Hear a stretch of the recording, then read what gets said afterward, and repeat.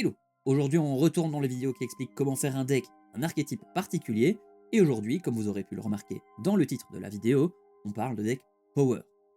Comme d'habitude, si vous aimez ce genre de vidéo, n'hésitez pas à le faire savoir grâce à un pouce en l'air, un abonnement ou même un commentaire. Merci d'avance pour votre soutien. Nous, on y retourne.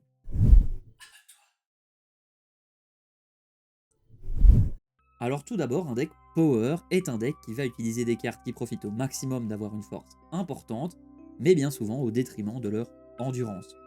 On pense bien sûr à des cartes comme Boule Fulgurante, Skélémental d'Éclair ou encore Concasseur, qui sont toutes basées sur le fait de coûter 3 mana et d'avoir 6 de force, avec comme défaut majoritaire de ne pouvoir faire qu'une attaque avant de mourir, parce que forcément avec un d'endurance, n'importe quel bloqueur les arrêtera, et dans le pire des cas, vous devrez les sacrifier à la fin du tour, sait-on jamais qu'elles aient survécu. Mais ce n'est pas les seules cartes rentrant dans ce genre de catégorie de deck, puisque ces decks seraient fermés à 3 couleurs si c'était le cas. Ce qui est souvent le cas, puisque c'est les 3 couleurs les plus liées à une force surhumaine, mais d'autres decks joueront des cartes à peu près similaires en les faisant tourner autour des forces des couleurs dans lesquelles elles sont. Par exemple, un deck Célestia comme Jasmine Boréal peut être considéré comme un deck force. Bien sûr, en Célestia, on n'est pas aussi violent qu'en Grul, on est plus proche d'un deck Boros, rapide par la multiplicité des cartes qui vont arriver sur le board, plutôt que par les dégâts infligés à chaque carte. Donc, on y trouvera plus des cartes moins chères en mana, qui auront un moins bon rendement en termes de dégâts infligés par mana, mais qui pourront peut-être survivre plus d'un tour, puisqu'elles arriveront plus tôt dans la partie.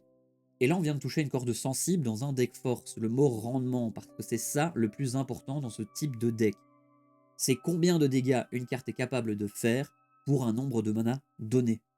Là où un Skélémental d'éclair est à 2 dégâts par mana dépensé, un guerrier de Dromoka fera 1,5 dégâts par mana.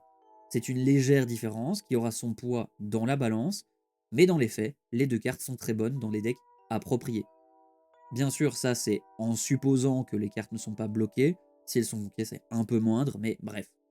Ensuite, une deuxième notion importante de ce genre de deck, c'est que vraiment, on s'en fout de l'endurance. Elle n'est importante que si la carte ne coûte pas plus cher en termes de mana pour la même force. Et vu que ce sera rarement le cas, on aura tendance à oublier les cartes coûtant cher en mana, puisqu'on revient sur le rendement des dégâts par mana.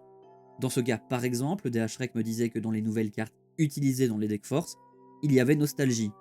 Et autant je l'aime bien dans un deck Blink pour la lancer pour son coup d'évocation, pour la garder sur le board malgré le fait d'avoir payé 2 mana, 3 avec Cloud Shift, d'accord, pour une carte qui est très bonne mais sans évasion. Et dans un deck force, 5 mana, c'est quasiment le cast de 2 cartes que j'ai citées précédemment, qui elles vont mourir durant la phase d'attaque, certes, mais vont infliger des dégâts parce qu'elles ont de l'évasion, en plus de le faire tout de suite parce qu'elles ont la célérité. Pour sortir de ces notions de rendement et d'endurance qui entravent le dit rendement, on peut se diriger vers le genre de cartes que vous voudrez jouer autour de ces cartes. Et c'est là que ce genre de deck devient difficile à créer, parce qu'ils sont restreints et en même temps sont très ouverts à votre façon de les créer. Ces decks sont souvent très différents, mais la majorité de ces différences viendront au moment où vous choisirez votre commandant. Parce qu'autant un deck Grul jouant force pourra souvent se passer de manière de faire grossir son board sur une longue durée, parce que de toute façon les créatures vont mourir avant de pouvoir vous défendre. Et donc ils joueront des cartes comme Xenaghost, dieu de la débauche, ou encore Déchaînement de Fureur, qui multiplieront les dégâts de manière temporaire. Autant un deck Célestia devrait probablement profiter de cartes comme des Entem, juste pour le plaisir de rendre le deck force encore plus fort. Et que de nouveau, on est dans un deck qui multiplie les menaces, donc on en profite encore bien plus. A contrario, si un deck Célestia n'a pas de souci face à un gros bloqueur de par le nombre de cartes sur le terrain en fin de partie, les decks Grul seront plus fragiles lorsqu'en face, une carte pourra survivre au bloc de votre élémentaire. Il faudra donc parfois passer par des effets de sacrifice, comme Jet ou Splaf, dont je ne connaissais pas le nom en français jusqu'à écrire cette vidéo. Ces effets vous permettront de faire passer les derniers dégâts manquants pour terminer une partie, en plus de trouver une manière de sacrifier vos créatures qui auraient survécu à une attaque, mais ayant une clause de sacrifice de fin de tour. Dans la même veine, vous pourriez penser à des cartes comme pour le plus grand bien, histoire de transformer toute cette force en carte d'advantage. En dehors de ces nuances liées aux commandants que vous jouerez avec ces decks, ils auront tout de même quelques points communs. Comme le moyen de profiter de cartes comme croissance surnaturelle pour faire grossir l'attaque de tout le monde à chaque nouvelle phase d'attaque, mais aussi de cartes comme lien élémentaire, le soulèvement de Garruk ou tribu à l'arbre monde pour piocher des cartes à chaque arrivée en jeu. En termes de removal, pas mal thématique, ces decks voudront probablement jouer des combats à sens unique, la traduction littérale de One-Sided Fight. Ces removals qui utiliseront la force d'une créature pour infliger des dégâts à une autre, sans que la vôtre ne subisse des dégâts.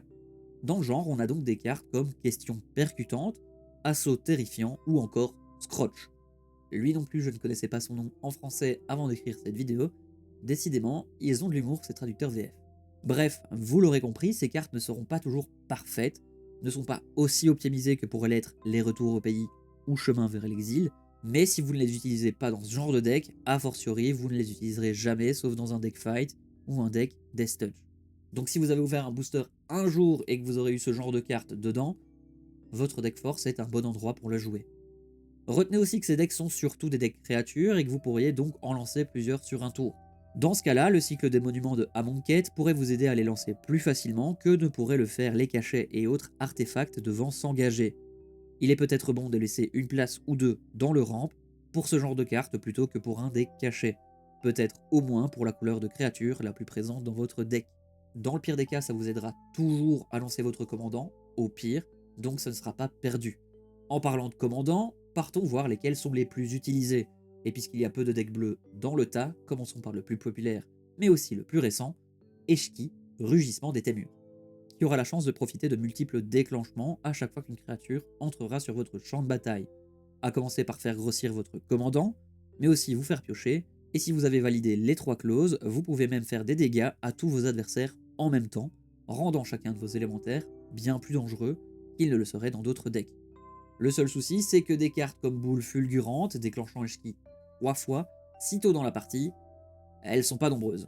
Mais de nouveau, c'est le genre de deck qui les accueille volontiers. On va vite fait passer Jasmine Boréale dont j'ai parlé plus tôt et sur laquelle j'ai une vidéo complète dispo dans la description, pour passer du côté de Grul, où on dispose de bien plus de possibilités.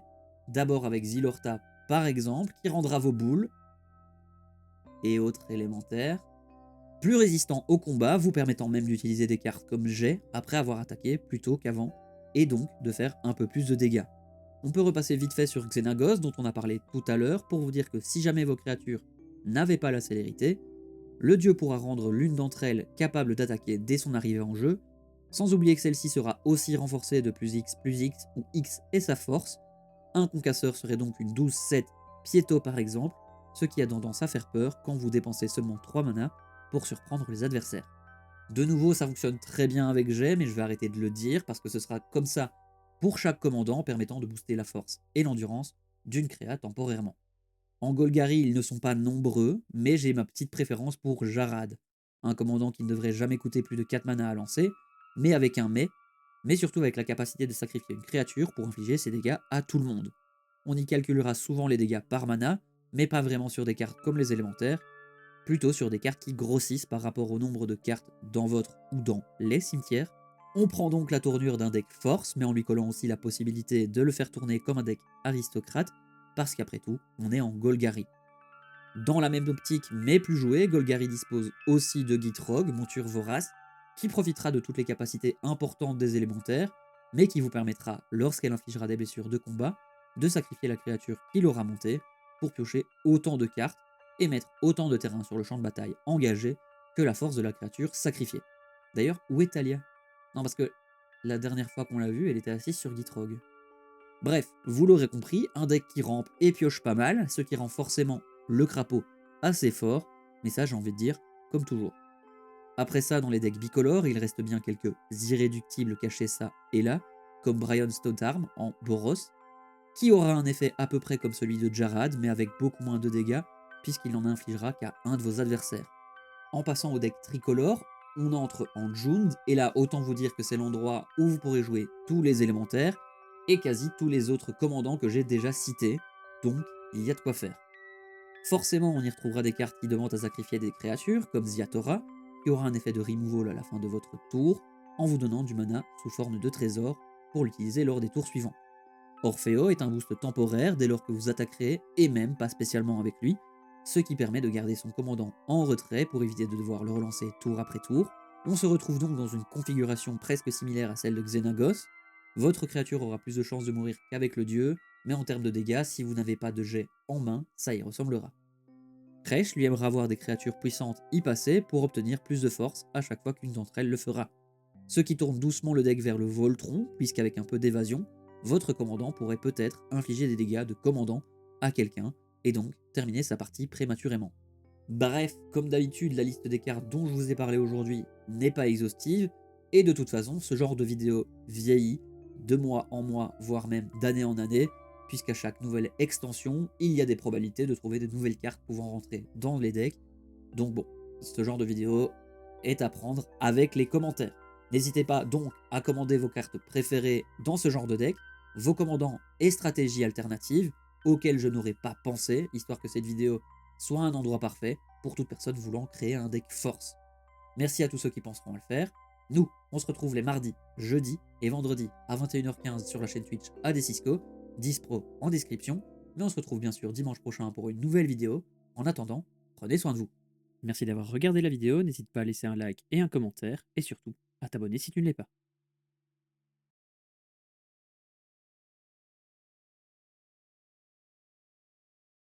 Tiens, t'es encore là toi? Non mais c'est parce qu'il n'y a pas grand chose à faire ici en fait. Enfin, YouTube m'affirme que cette vidéo pourrait te plaire, donc tu peux la regarder. Merci, bisous.